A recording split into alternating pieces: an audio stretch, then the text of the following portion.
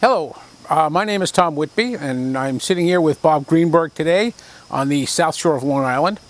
And we're going to be talking a little bit about what it is to be a connected educator.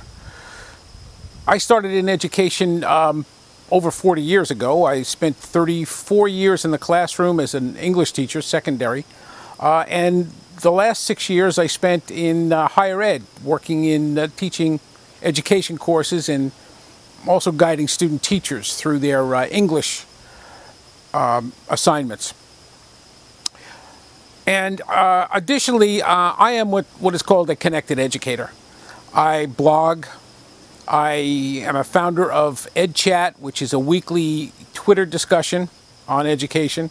I get to travel around the world talking about what it's like to be a connected educator and how to go about doing that. First of all, I think maybe we should talk about what a connected educator is. To my way of thinking, a connected educator is someone who uses collaborative learning through the use of technology learning tools. And that would include any type of social media. Skype is certainly included in that, Google+, Google Hangouts, Facebook, LinkedIn. All of these are applications of social media that enable people, educators in this case, to connect, to collaborate, to communicate, and most importantly, to create, which is the highest form of learning that we as educators can go for. I think what I tend to do most often is talk about the use of being a connected educator for the sake of connecting with educators. But we have to keep in mind that it's modeling for our students.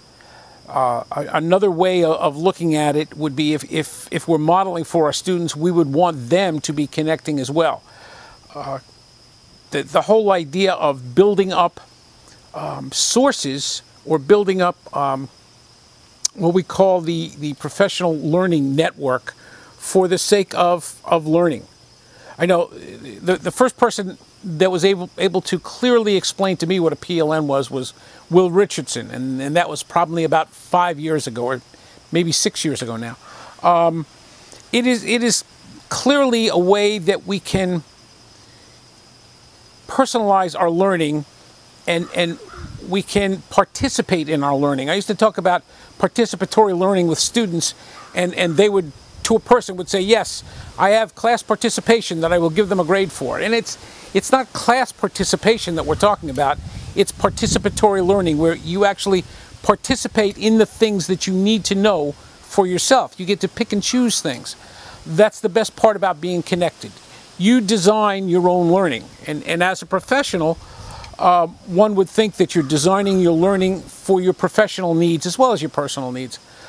The idea of living in a technology-driven society, everything that we do moves at a much faster rate than it ever moved before. At one time, influences in education were very slow because everything had to be printed up. People had to wait for things to appear in textbooks, and textbooks took quite a while to print up, adopt, and then put out, and then they were pretty much outdated as soon as they came out. It's still the same problem today. But the information doesn't stop coming out. Just because we have a book printed, the information is continuing to develop. So one of the things that being connected provides to the educator is relevancy. You become relevant and up to date with everything that's out there as long as you stay connected to other people. That's not something that is readily available to those who are unconnected. The unconnected educators tend to have a completely different discussion about education than the connected educators do. For instance, the flipped classroom is one topic that comes to mind.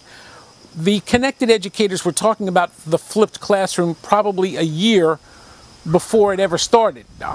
It actually, the thought leaders of education are people who pretty much are connected educators themselves. So the ideas are coming from the connected sector. if you were to sit in a faculty room and there were two groups of people, the connected educators and the unconnected educators, the discussions on education would be very, very different. I would think that the connected educators discussion would be more up to date with what was going on, having relevance, yet the unconnected educators, not that they weren't talking about education, they would be, but the methodology that they're talking about, or the pedagogy that they're talking about, is dated.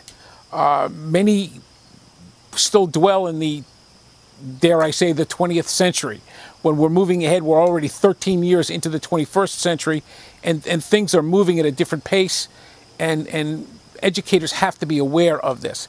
The whole idea of digital literacy comes into this because, to be honest with you, we don't need illiterate educators. And when it comes to digital literacy, I'm afraid that there are probably more digitally illiterate educators than there are digitally literate educators. Once again, this is something that being connected enables us to do. You learn as you go. You're able to find out what other people are doing.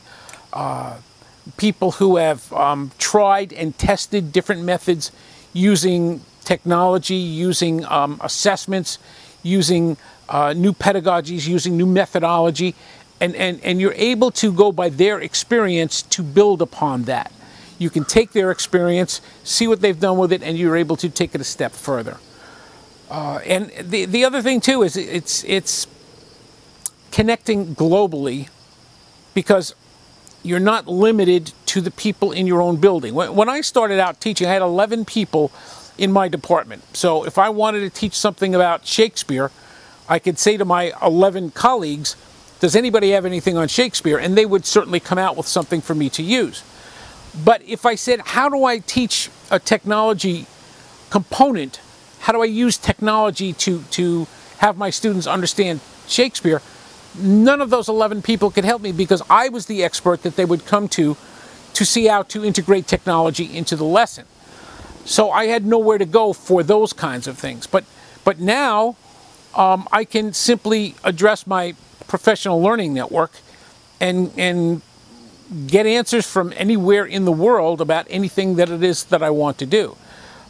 That's the idea of the personal learning network. You're actually developing sources in the way of people and applications that you've got access to 7 days a week, 24 hours a day. And it cuts across all borders. You're not confined by your district. You're not confined by your building. You're not confined by your state. You're not confined by your country. You're able to reach out to anyone. It's amazing once you're involved to find out how many countries have similar problems in education that America has. I know Australia is going through quite a number of similar things that America is. The UK also.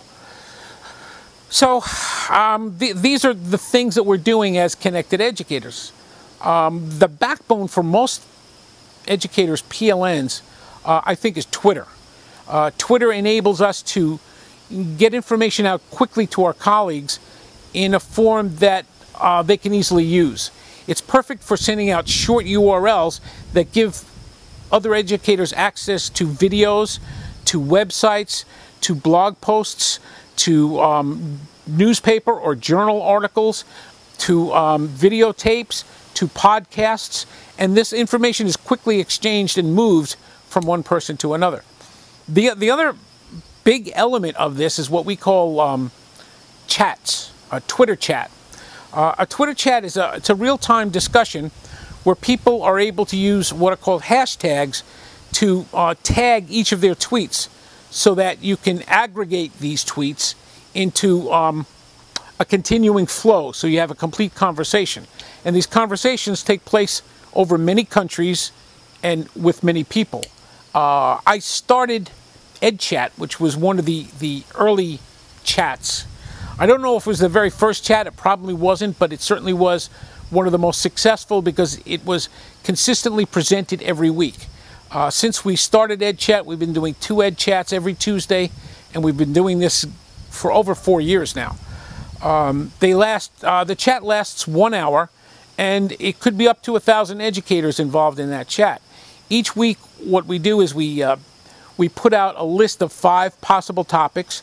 People vote on the topics through what we call a tweet poll. And the top topic, the number 1 topic is the topic for the 7 o'clock chat. The number 2 topic is the topic for the 12 noon chat. And the reason why we have 2 chats is because when we started, we only had a 7 o'clock chat. But so many educators in Europe were staying up till all hours of the night to participate in the chats, they requested that we started it earlier. And we couldn't start earlier, so what we did was we just established an earlier one. So we have 2 chats, and that's the way it's been going for over 4 years now. I think the emphasis that I would like to place on this right now is that being a connected educator enables anyone, well, let me rephrase that. Being connected enables anyone to be what we term as a lifelong learner, someone who is continually learning. And this is not something that you can learn in a classroom. It's something that is a mindset. You really have to develop a love of learning in order to do this. You know, as educators, we often say that if we create a curiosity for learning, we're doing a good job. If we can create a love for learning, we're doing a great job. And it's that love of learning that educators need. We want our students to be lifelong learners, yet oftentimes we're not, and we have to be. The technology that we're talking about today enables us to connect and to become lifelong learners, because this information is available to us in huge quantities, and we can just guide the ebb and flow of that information to what we need personally. It's something that we've never been able to do before. Collaboration has always been part of education, but the technology that we have today has taken collaboration to a completely different level that we as educators can take advantage of.